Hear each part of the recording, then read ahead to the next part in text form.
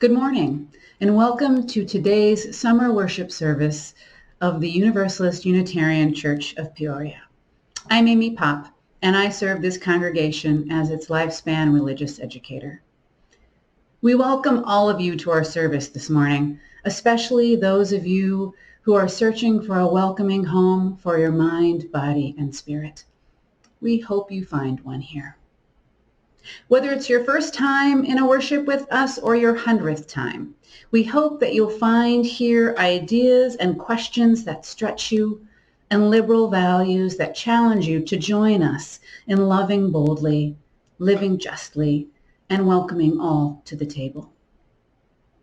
In that spirit, we welcome and honor the people of the Peoria Nation who lived their lives on this land so long ago. Our worships this summer take us to the movies, reflecting on iconic films and searching our hearts and minds for the meanings and lessons to be found within them and our current culture.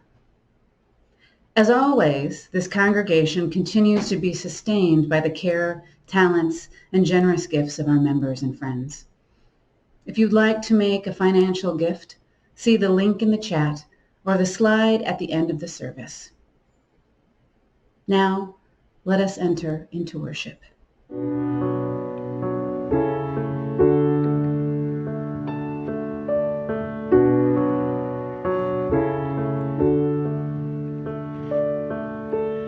This is the sound of one voice,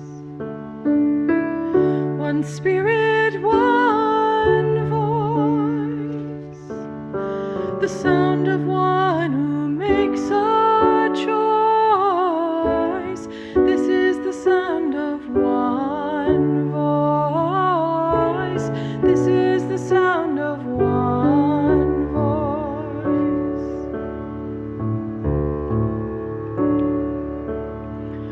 This is the sound of voices too, the sound of me singing with you, helping each other to make it through.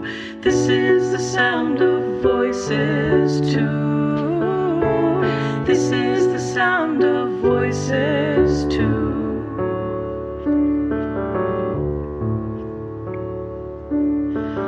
This is the sound of voices three, singing together in harmony, surrendering to the mystery. This is the sound of voices three. This is the sound of voices three.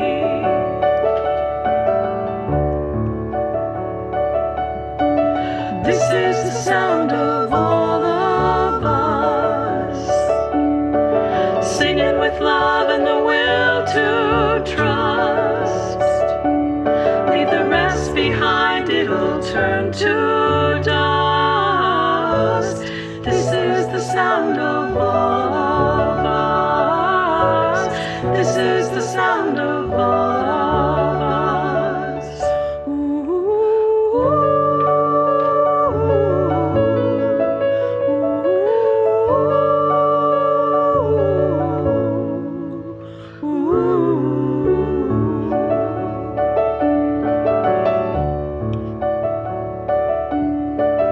This is the sound of one voice,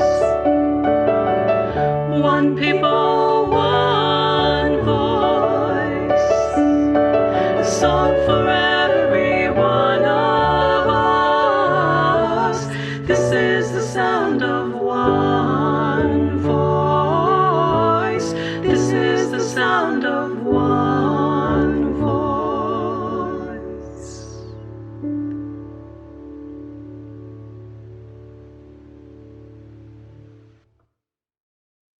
Our opening words today were written by the Reverend Ian W. Riddell.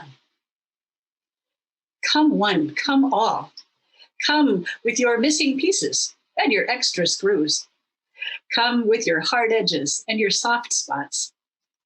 Come with your bowed heads and upright spines. Come, all you flamboyant and drab, verbose and quiet, fidgeting and lethargic, all you with large vision and tender hearts, all you with small courage and tender fears. Bring your lisp and your stutter and your song. Bring your gravel and your drawl and your lisp, your lilt. Bring your anger and your joy and your righteous indignation. Misfits and conformists, and everyone in between, come into this time and be welcome. Bring who you are, bring where you have traveled, bring what you long for, and let us worship together. Well, hello. We light this chalice.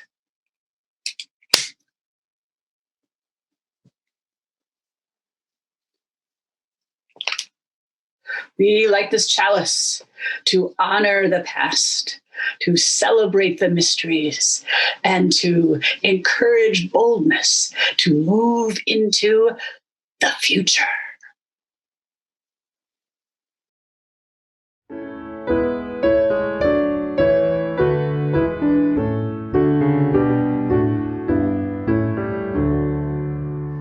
We celebrate the web of life, its magnitude we sing, for we can see divinity in every living thing. A fragment of the perfect whole in cactus and in quail, as much in tiny barnacle as in the great blue whale. Of ancient dreams we are the sum, our bones link stone to star, and bind our future worlds to come with worlds that were and are. Respect the water, land, and air which gave all creatures birth. Protect the lives of all that share the glory of the earth. Morning. We begin our shared joys and sorrows with an invitation from Reverends Wendy Bartell and Lynn Gardner. From our separate joys and struggles, we come here to find the peace of balance, to find the blessing of restlessness. All are welcome. To follow, to lead, to teach, to learn, to join in the dance, to catch our breath. All are welcome. To give generously, to receive gratefully, all are welcome. If we are steady and composed, if we feel completely lost, if we don't know what we are feeling, this time in this community has a place for us. Here we matter and we are loved. If you are steady and poised, if you feel completely lost, if you don't know what you feel, this time in this community is a place for us. We matter, we are loved. This is the time for sharing the joys and sorrows of the congregation. We begin with joy and thanks. We offer our love and regard for Nancy Rakoff. She just announced her retirement from membership coordinator with our congregation. Thank you, Nancy, for 13 years of dedication and care. Nancy will finish her work by September 30th. We will have many chances to honor Nancy as she completes her service with us. And we move to wishes for health. We send healing wishes to Joyce Rosenberger as she recovers at home from an injury sustained in a fall. And we honor the sorrows. We offer our heartfelt sympathy to Paula Applegate Givens and to all other family and friends as they mourn the loss of Jeff Givens on June 22nd. For these joys and sorrows and wishes for health, we offer the embrace of our circle of care.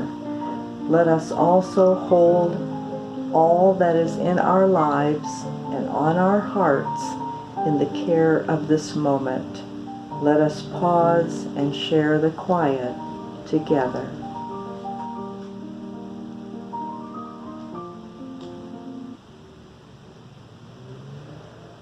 Amen.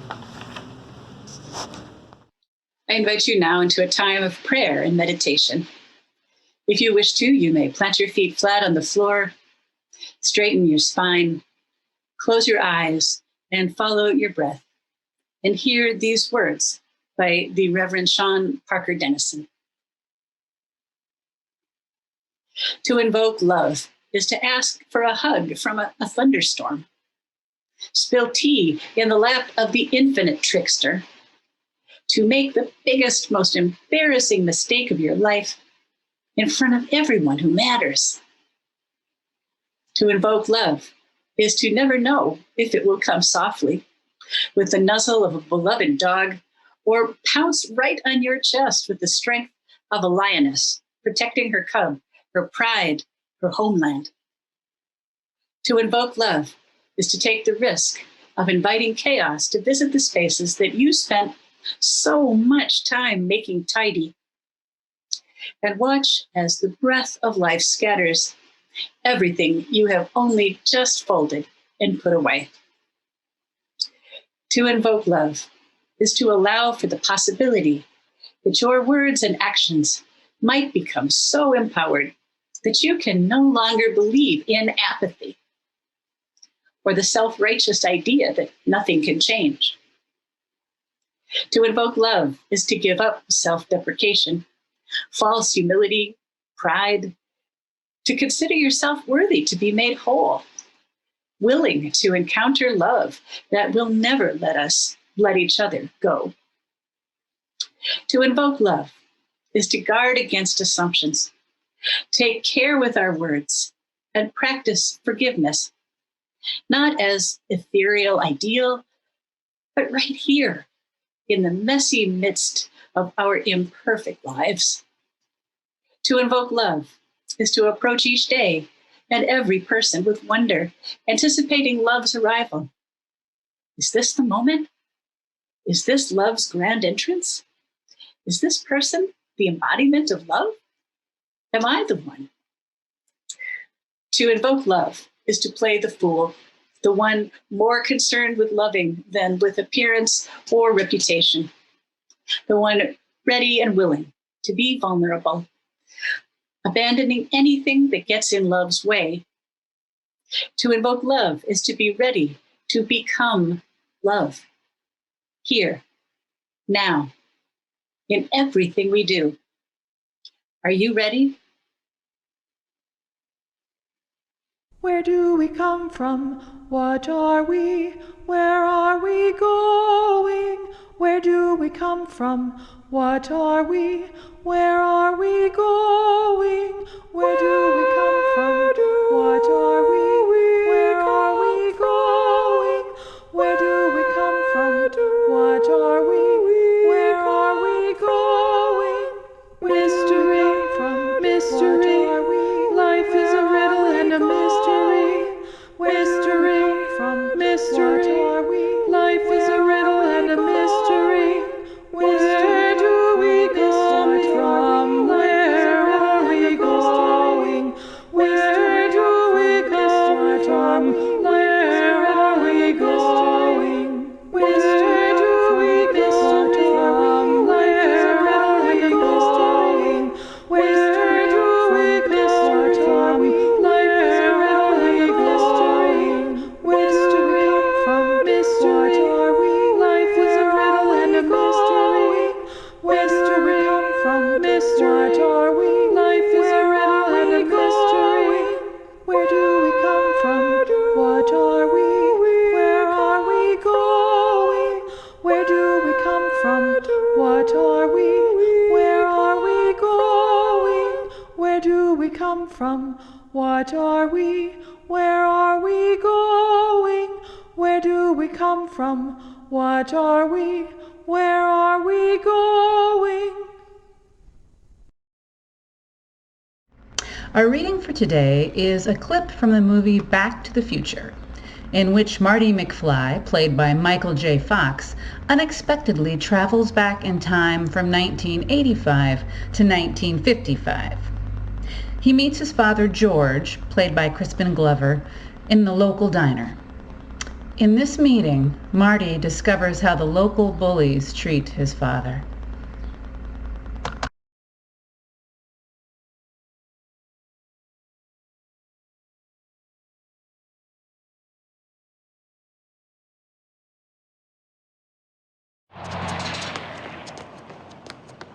Raised in the woods, so he knew every tree.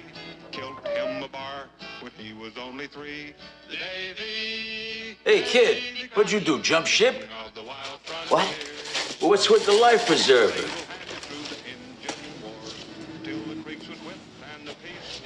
I just want to use the phone. Yeah, it's in the back. Round. Great, you're alive.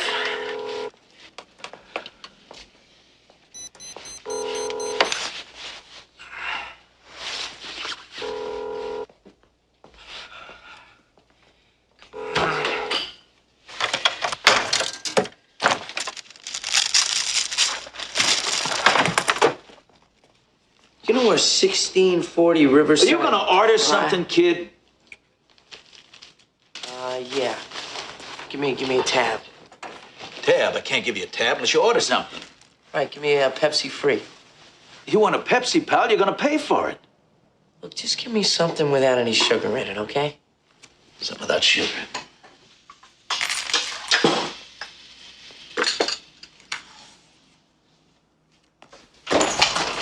Hey, McFly! What do you think you're doing? Biff.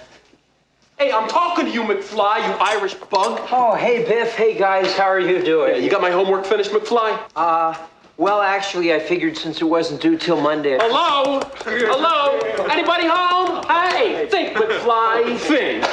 I gotta have time to recopy it. You realize what would happen if I hand in my homework in your handwriting?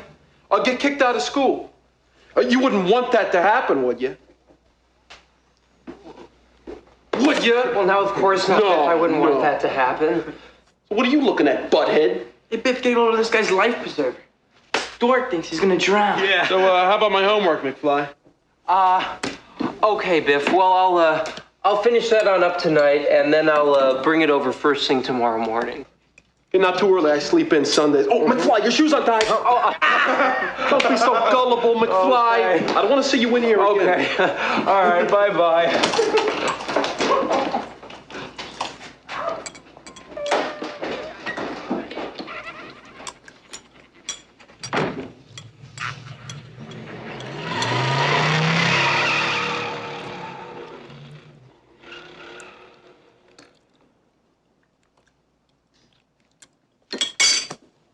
What?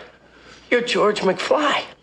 Yeah, who are you? Say, what do you let those boys push you around like that for? Well, they're bigger than me. Stand tall, boy. Have some respect for yourself. Don't you know if you let people walk over you now, they'll be walking over you for the rest of your life. Look at me. You think I'm gonna spend the rest of my life in this slop house? Watch it, Goldie. No, sir. I'm gonna make something of myself. I'm going to night school, and one day I'm gonna be somebody. That's right. He's gonna be mayor. Yeah, I'm an mayor.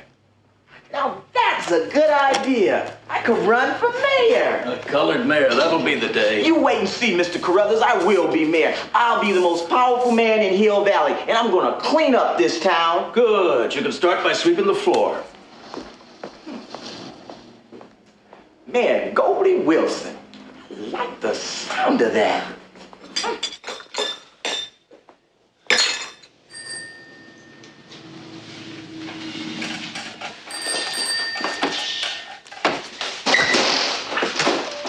Hey, Dad! George! Hey, you in the bike!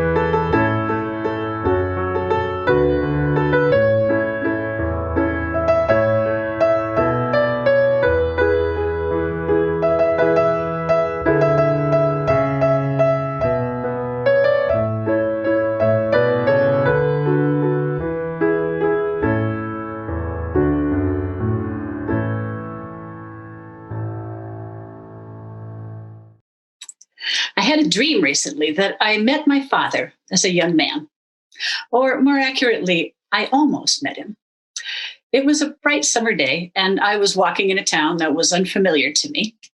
And I saw a man coming toward me in a light colored suit with a crew cut and kind of big squarish glasses. He was probably in his 20s or his 30s, young anyway. And I had this sudden rush of recognition. He was the man that I saw in all of our family photographs that were taken before I was born. I said, "Dad." And he stopped and looked confused, as anybody might be if a woman twice their age addressed them as Dad. But I couldn't help myself. "Dad." And he stopped, blinking for a moment. And he might have been just going to say something to me when a car pulled up and a woman popped out and grabbed him by the arm. "Come on, Mr. Hogue," she said, looking at me suspiciously. "We'll get you out of here." And she hustled him into the car and drove off. Clearly, I have seen a few movies about time travel. I love them. I'm one of the people that wishes that time travel was true. It's why I chose Back to the Future as the text for our service. Time travel is about the longing, the hunger, the desire that we all have to break free of the limitations of time, to have more of it, or to have more time to be doing the things and being with the people that we love.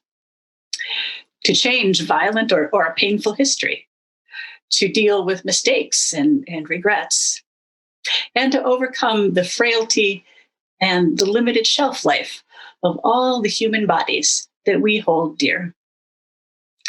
It's something that we know is not possible and yet stubbornly still find quite plausible. Like almost meeting your late father as a young man.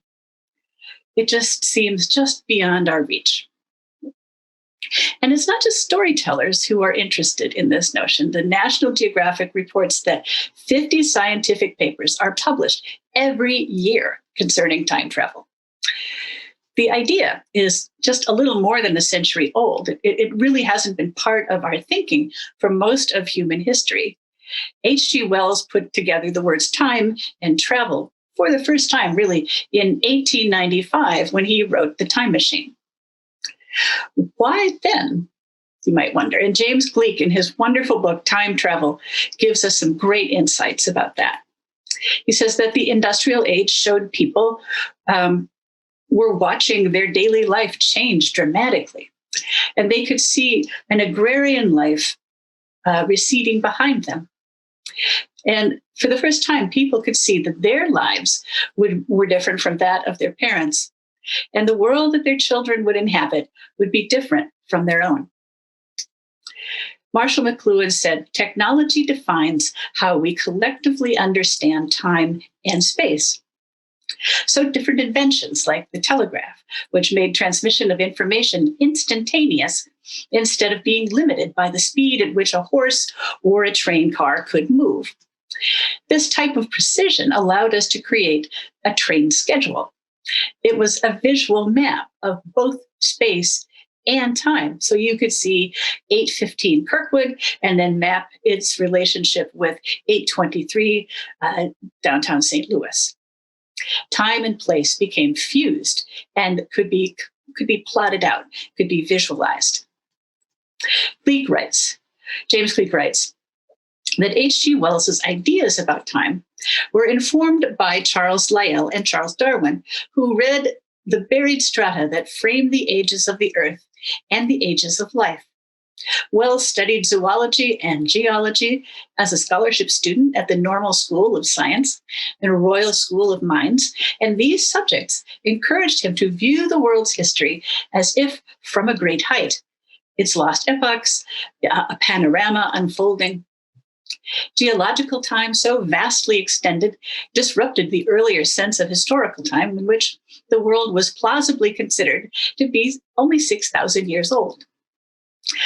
And lately, too, there was a science called archaeology, grave robbers and treasure hunters in the service of knowledge. Like photography and cinematography, just being developed, time was starting to become visual and intangible. When I visited Israel several years ago, they showed us these cutaway diagrams of tells or mounds in which you see one group of conquerors from one era building over the last. The past could be mapped out as if it could be someplace you could go. And in movies like Back to the Future, it is also a place that you are from. Time travel is about mastering our limitations. In H.G. Wells's time and ours, we've developed control over so many things that our ancestors didn't. So why not time? Gleick says that the closer you get to having something, the keener your desire for it, the more you think it's possible. One thing that seems to motivate people most in traveling back in time is regret, or wanting to go back and fix something that seems wrong in the present. So in Back to the Future, Marty McFly does this without meaning to. He looks at his parents, two deeply unhappy people. His mother, Lorraine, an alcoholic. His father, George, is bullied and humiliated every day by a coworker. His brother and sister are lonely and they work menial jobs. And he's continually wondering why. Things seem out of whack in this family. Marty is good friends with a man that he calls Doc Brown, who is obsessed with time. The movie begins with Doc's lab, where there are more than 30 clocks, I read, set 28 minutes slow for some experiment he's doing. And this makes Marty late for school. There is never enough time in this movie. And that's where it gets a lot of its tension. We need a mechanism of some sort for time travel. Most of the tales have some kind of machine or drug or something. In Wells's Time Machine, he created this souped-up bicycle, which was a pretty recent technology for them. And H.G. Wells was an avid cyclist. So it would make sense that his time machine would be a bicycle. Doc Brown uses a DeLorean. Why not, if you're going to make a time machine, why not do it with a little style, he says. Well, things go awry with his experiment. Some terrorists stolen plutonium, and Marty needs to escape. So he jumps into the DeLorean, which has been set for, do you remember the date? November 12th, 1955. So Marty returns to that date and he meets his parents, George and Lorraine, who are high school students. What a remarkable opportunity, right? Who wouldn't want a glimpse of their parents as teenagers? Maybe it would help us understand a little more about who they were. And who wouldn't want to at least walk around in another time, just say for a week? Robert Zemeckis' 1955 is gorgeous, with cool cars, great clothes, and music that at least is about to become fabulous. With this much time since the movie was released, Back to the Future also serves as a time capsule for the 1980s. No cell phones, computers, there are stonewashed jeans, big teased hair, Calvin Klein underwear, and the running joke is people thinking that Marty's vest jacket, the height of fashion in 1985, was a life preserver. The town also looks a lot nicer and shinier than it did in 1985. Since our hero is a young, white, straight, cisgender, able-bodied male, this town was literally built for him. You can see it on the sign advertising a brand new development. Film critic Justin Chang said that Back to the Future was a perfect film for the mid-1980s and the Reagan era. It worshiped technological innovation, and it nursed a longing for what it considered a simpler time that had gone by. There are a few notes in the film that have kind of soured with time, I think. Don't say that a white kid from the suburbs gives a genius like Chuck Berry his new sound. Just don't. Don't create what is essentially a rape scene as a chance for someone to be a hero. Not cool, dude. For what it's worth, I'd like to see a film where Lorraine gets to be the one to deliver that right hook that knocks Biff out. Then she jumps into the DeLorean, drives off for 5 or 6 years hence, gets her law degree, and puts his sorry behind in jail. But to quote Marty McFly, I guess you guys aren't ready for that. They weren't in 1985. But your granddaughters are going to make it happen. You could say that all the reasons that we want to travel in time really come down to one: to elude death. Time is brutal. Time is a killer. Everyone knows that. Time will bury us eventually. Time's winged chariot is not taking us anywhere good. The late Forrester Church once said, "Religion is our human response to the dual reality of being alive and having to die." I find that so powerful. I'm going to say it again. Religion is our human response to the duality of being alive and having to die. What do we make of this is a religious question. Religion has for centuries tried to soften this terrible notion of death and finality with the possibility of heaven and hell, creating rules of behavior and creeds that have to be believed, cycles of reincarnation, even if you don't think it's fair. There was something satisfying in saying, well, at least we know. Universalism's great contribution to Western religion was to insist that the notion of hell was simply unbelievable, unsubstantiated, and utterly cruel for a loving God to do to God's people. Other religions have followed suit after that. Religion, for Unitarian Universalists, now as a whole, I would say we are agnostic about the afterlife. We don't know, and we simply can't know. And yet, I have to think that we feel the same longing to know as anybody else. There is a scene towards the end when Lorraine and George have their legendary kiss at the Enchantment Under the Sea ball, which makes Marty's future life secure again. Marty leaves the stage and he runs into them. Lorraine, Marty, that was very interesting music. Yeah. I hope you don't mind, but George asked if he could take me home. Great. Good. Lorraine. I had a feeling about you, too. I have a feeling, too. Listen, I gotta go, but I wanted to tell you that it's been educational. Marty, will we ever see you again? I guarantee it. Well, Marty, I want to thank you for all your good advice. I'll never forget it. Right, George. Well, good luck, you guys. Marty, will we ever see you again? Why would she ask him that? He has said nothing about leaving town or going away. But the question isn't really about that, is it? It's the question we want to ask everyone we love, whom we know will die, especially our parents. And we don't ask it. We know the answer. It's sort of like the Midwestern goodbye. You know, that thing that we do saying that we've got to go now, and we're still talking. We move a few feet and we say, I've got to go again. And then we talk some more. We are just kind of lousy at goodbyes. I think we love this movie because for a few moments, we don't have to say goodbye.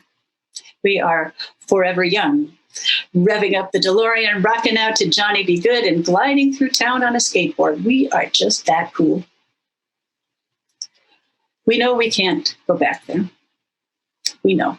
Nobody is going to invent a time machine that works. All we can do, and all of these time travel stories do, is ask, what if? It's all about asking the question, what if? As sacred a question as we will ever ask. Amen.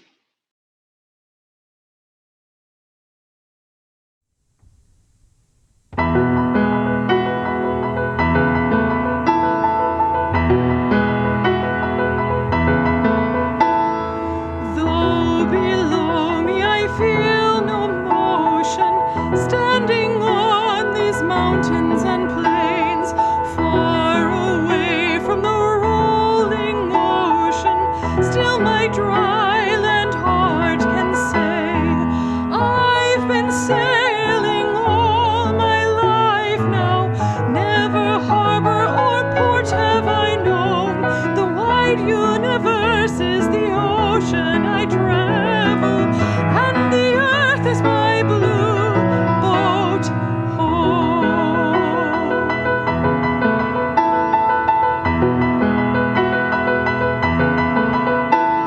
Sun, my sail, and moon, my rudder, as I ply the starry sea, leaning over the edge in wonder, casting questions into the deep, drifting here with my ship's companions, all we kindred pilgrim souls, making our way by the lights of the heavens in our beautiful blue boat home.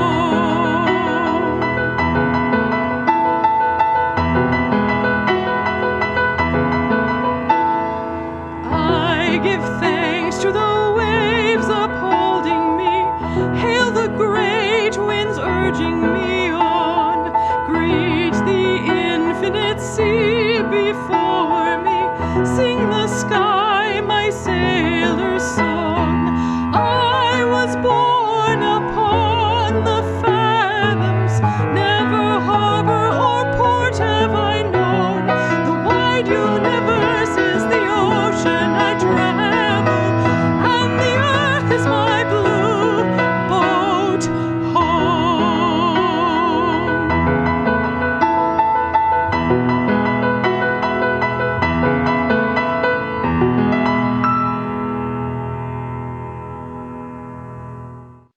Now may the love which overcomes all differences, which heals all wounds, which puts to flight all fears, which reconciles all who are separated, be in us and among us now and always.